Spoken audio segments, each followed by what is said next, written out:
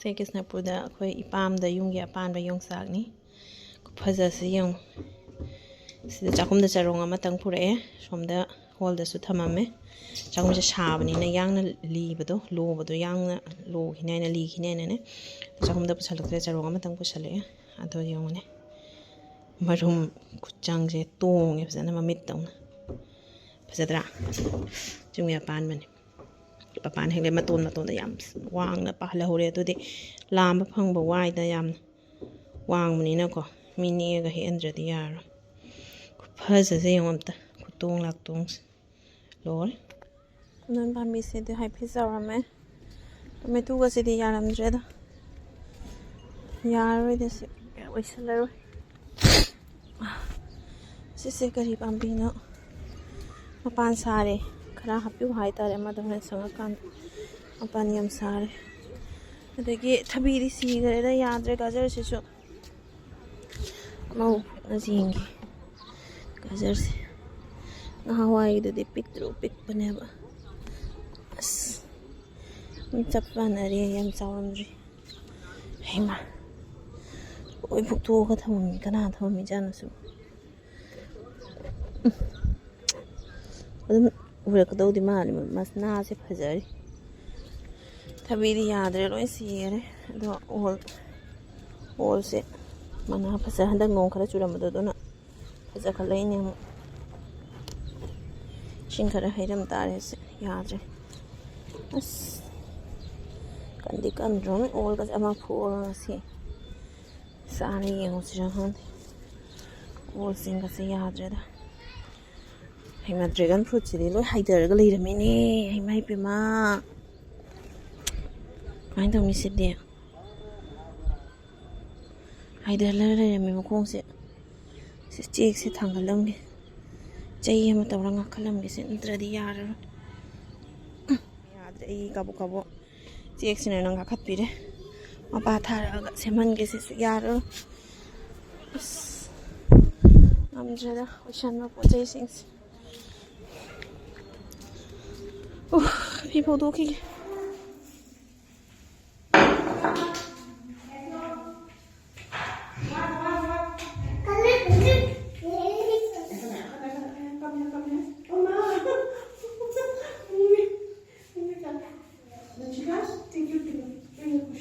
वालदा नते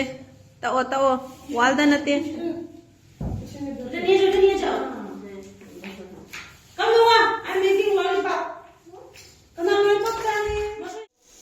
नोई मनथोगा थमगे सेगी से अखोई जे ina noina para fuitat paini खनावै मनिंगी सेना रूम दुमी मनिंगदा सना किसना पुते मलक्पा ममाना मनबीरे मथक्ता नाउबीदा फुटपै पिथाखरनी हुजिकना अखोइगी पामानबी थोंगनी यामनी कितंग हाचलगे सेना पामानबी थोंबगी मचनसु सेमना लोरे तिलौना शंबास तिलौना शोक तौरगा थोंदोइने अब थाव येरगा मोरो टेकपा तंखाइसु हापे अदो असेना सजनासे खरा चानिंगेना कुटका सदबक लोरे सजनासे खरा चानिंगेना हापचले थोंगलनी खांगसु थांगले अदो चकना कुकर मचा है चानु पाई चाक मुकाम दोइन थोंदरगे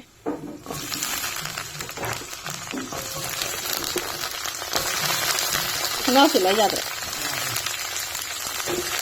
अꯩꯅ ꯇꯧꯕꯗ ꯌꯥꯗꯅ ꯊꯝꯃꯝꯃꯤꯅꯦ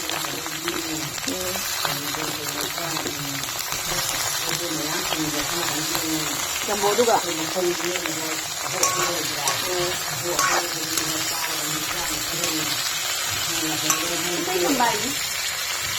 ꯆꯨꯝꯗꯤ ꯑꯩꯈꯣꯏ ꯔꯨꯝꯗ ꯅꯂꯥꯔꯣꯝꯗ ꯑꯣ ꯈꯪꯉꯦ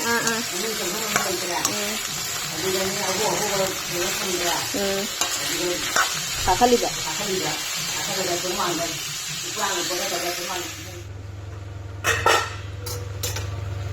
ꯌꯣꯡꯆꯥꯛꯁꯦ ꯁꯨꯃꯥꯏꯅ ꯄꯔꯦꯡ ꯂꯦꯡꯉ ꯍꯥꯞꯄꯁꯤꯗꯅꯦ ꯑꯃꯨꯛ ꯈꯨꯠꯁꯦ ꯆꯨꯔꯤꯁꯦ ꯁꯤꯗ ꯍꯧꯖꯤꯛ ꯇꯣꯃꯦꯇꯣ ꯍꯥꯞꯆꯜꯂꯦ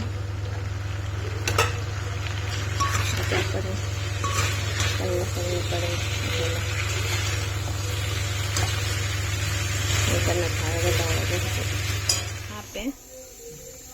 ꯃꯍꯤ ꯂꯣꯏ ꯍꯥꯞꯄ ꯀꯥꯟꯗ ꯐꯖꯅ ꯁꯧꯒꯠꯂꯦ ꯆꯅꯝꯁꯤꯡꯁꯦ ꯐꯖꯅ ꯁꯧꯒꯠꯂꯦ ꯑꯩꯈꯣꯏ ꯉꯁꯥꯏꯒꯤ ꯕꯣꯝ ꯄꯔꯦꯡꯗꯣ ꯃꯔꯛꯇ ꯌꯥꯎꯋꯦ ꯕꯣꯝ ꯄꯔꯦꯡꯁꯦ ꯃꯔꯤꯅꯤ ꯐꯖꯔꯦ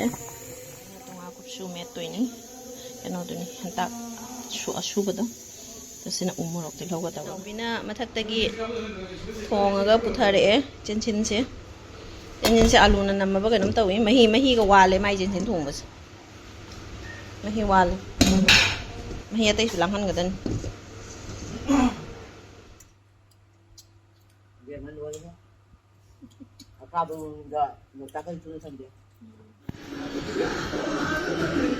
ये जबरदस्त खान है. You cannot miss it. पटाखे बज रहे दिल में भी, बदन में भी, दिमाग में भी. वान खतंग लाऊंने श्रेया को सोडा बना दिया. कई लेनो से मैमता है बिरो कई लेनो खंग बता रहा कदे फजदरा यो याम पोम इसिदा अनी पोमे इसिदा पोमे याम पोमे इसिदा याम पोमे तो कई ले ओइदोइनो खंगदे याम पोमे ꯑꯩꯈꯣꯏꯒꯤ ꯑꯗꯒꯤ ꯃꯃꯥꯒꯤ ꯑꯥꯇꯣꯔ ꯒꯨꯂꯥꯞꯁꯤꯁꯨ ꯐꯖꯅ ꯇꯧꯅ ꯁꯥꯠꯂꯦ ꯌꯣꯟꯕ ꯀꯥꯡꯕꯨꯗꯨꯅ ꯈꯥꯃꯦꯟꯁꯤꯁꯨ ꯐꯖꯅ ꯄꯥꯜꯂꯦ ꯑꯩꯈꯣꯏꯒꯤ ꯄꯥꯝꯕꯤ ꯑꯍꯨꯝꯁꯤꯗ ꯈꯥꯃꯦꯟꯁꯦ ꯉꯁꯤ ꯏꯂꯤꯁꯥ ꯊꯣꯡꯕꯗ ꯈꯥꯃꯦꯟꯁꯨ ꯍꯥꯞꯈ꯭ꯔꯦ ꯉꯁꯤ ꯍꯦꯛꯈ꯭ꯔꯕꯅꯤ ꯐꯖꯕ ꯈꯜꯂꯒ ꯑꯁꯤꯗ ꯈꯔꯁꯨ ꯄꯥꯜꯂꯤꯁꯦ ꯁꯤ ꯖꯨꯕꯥꯀꯨꯁꯨꯝꯁꯤꯁꯨ ꯄꯣꯝꯃꯛꯑꯦ ꯀꯩ ꯃꯆꯨ ꯑꯣꯏꯗꯣꯏꯅꯣ ꯈꯪꯗꯦꯀꯣ ꯖꯨꯕꯥꯀꯨꯁꯨꯝꯁꯤꯡꯁꯤꯅ ꯂꯩꯗꯤ ꯐꯖꯅ ꯁꯥꯠꯂꯦꯀꯣ ꯃꯌꯥꯝ ꯁꯅꯥꯔꯤꯁꯨ ꯍꯧꯖꯤꯛꯁꯨ ꯁꯥꯠꯂꯤ ꯏꯆꯥꯅꯨꯄꯥ ꯑꯁꯣꯝꯗ ꯀꯣꯏꯔꯤ ꯑꯗꯒꯤ ꯁꯤꯗꯒꯤ ꯂꯩꯁꯤꯁꯨ ꯌꯦꯡꯁꯤ ꯁꯤ ꯂꯩꯁꯦ ꯑꯁꯤꯁꯨ ꯐꯖꯗ꯭ꯔꯦ ꯌꯦꯡꯉꯣ ꯑꯩ ꯅꯍꯥꯟ ꯆꯤꯜꯂꯤꯅꯤ ꯑꯃꯈꯛꯇꯪ ꯇꯧꯔꯒꯅꯦ ꯁꯝꯅꯦ ꯈꯖꯤꯛꯇꯪ ꯁꯝ ꯐꯥꯕꯤꯗꯣ ꯍꯥꯐ ꯇꯧꯔꯒ ꯐꯥꯕꯤꯗꯣ ꯑꯗꯨꯃꯥꯏꯅ ꯐꯥꯔꯒ ꯆꯤꯟꯕꯗꯣ ꯌꯥꯝ ꯐꯖꯕ ꯋꯥꯅꯤꯁꯦ ꯂꯩꯁꯦ ꯁꯤꯅꯤ ꯃꯥꯏ ꯃꯅꯥꯁꯦ ꯁꯤꯗꯤ 9 ꯂꯩꯗꯨꯅꯤꯗ ꯄꯨꯡ 9 ꯇꯥꯔꯒ ꯁꯥꯠꯄꯤꯗꯣ ꯁꯥꯠꯄ ꯍꯧꯔꯦ ꯃꯥꯁꯨ ꯑꯁꯤꯁꯨ ꯂꯩꯔꯦ ꯁꯤꯁꯨ ꯄꯣꯝꯃꯛꯑꯒ ꯁꯥꯠꯂꯛꯇꯣꯏꯅꯤ ꯑꯁꯤꯅꯤ ꯀꯦꯛꯇꯁꯀꯤꯁꯤꯁꯨ ꯁꯥꯠꯂꯦ ꯌꯥꯝ ꯐꯖꯅ ꯁꯥꯠꯀꯠꯂꯦ ꯑꯗ ꯃꯃꯥ ꯍꯣꯏ ꯉꯥꯏꯕ ꯍꯜꯂꯛꯇ꯭ꯔꯤ ꯀꯅꯥꯝ ꯍꯜꯂꯛꯇ꯭ꯔꯤ ꯃꯥꯟꯗ ꯍꯣꯏꯁꯨ ꯍꯜꯂꯛꯇ꯭ꯔꯤ ꯃꯃꯥ ꯍꯣꯏꯁꯨ ꯍꯜꯂꯛꯇ꯭ꯔꯤ ꯂꯣꯏ ꯃꯊꯧ ꯆꯠꯅꯈ꯭ꯔꯤ ꯃꯊꯟꯗ ꯀꯥꯏ ꯆꯪꯁꯦ ꯀꯥꯔ ꯁꯤꯅꯤ ꯃꯥ ꯍꯥꯟꯅ ꯊꯣꯡꯊꯔꯛꯇꯣꯏꯁꯦ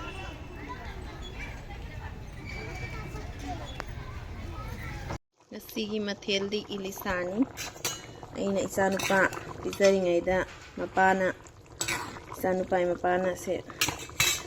ꯉꯧꯗꯅ ꯇꯥꯎ ꯑꯣꯏꯅꯒ ꯊꯝꯕꯤꯔꯝꯃꯦ ꯑꯗꯣ ꯍꯤꯟꯖꯥꯡꯁꯨ ꯀꯧꯈꯠꯄꯤꯔꯝꯃꯦ ꯑꯗꯣ ꯑꯩꯅ ꯂꯥꯛꯑꯒ ꯑꯃꯨꯛ ꯃꯍꯨꯠ ꯁꯤꯜꯂꯦ ꯑꯗꯣ ꯁꯤꯅ ꯑꯩ ꯏꯂꯤꯁꯥꯁꯦ ꯆꯥꯔꯕꯁꯤꯅ ꯑꯩ ꯀꯥꯡꯁꯣꯏ ꯈꯛꯇꯪ ꯑꯩꯒꯤ ꯁꯔꯨꯛ ꯊꯣꯡꯗꯣꯏꯅꯦ ꯀꯥꯡꯁꯣꯏ ꯑꯗꯨꯅꯤ ꯁꯤꯅ ꯊꯝꯍꯧꯔꯦ ꯁꯔꯨꯛ ꯈꯔ ꯍꯧꯖꯤꯛꯀꯤꯗꯤ ꯊꯣꯡꯉꯒ ꯑꯗꯨꯝ ꯍꯥꯞꯈ꯭ꯔꯦꯕ ꯍꯧꯖꯤꯛꯀꯤ ꯃꯃꯥꯡꯗꯒ ꯅꯝꯍꯧꯗ꯭ꯔꯦ ꯍꯥꯞꯇ꯭ꯔꯤꯉꯩꯗꯒ ꯅꯝꯍꯧꯗ꯭ꯔꯦ ꯚꯤꯗꯤꯑꯣꯁꯦ ꯂꯦꯝꯃꯟꯗꯅ ꯚꯤꯗꯤꯑꯣꯁꯦ ꯀꯩꯅꯣ ꯇꯧꯕꯒꯤ ꯋꯥꯈꯜꯁꯦ ꯀꯌꯥ ꯂꯩꯇ꯭ꯔꯦ ꯑꯗꯣ ꯁꯤꯅ ꯑꯩꯒꯤ ꯑꯣꯏꯗꯣꯏꯅꯤ ꯑꯗꯣ ꯁꯤꯗ ꯀꯨꯀꯔꯗ ꯊꯥꯎ ꯈꯔ ꯍꯥꯞꯄꯦ ꯃꯨꯠꯊꯔꯒꯦ ꯊꯣꯡꯉꯒꯦ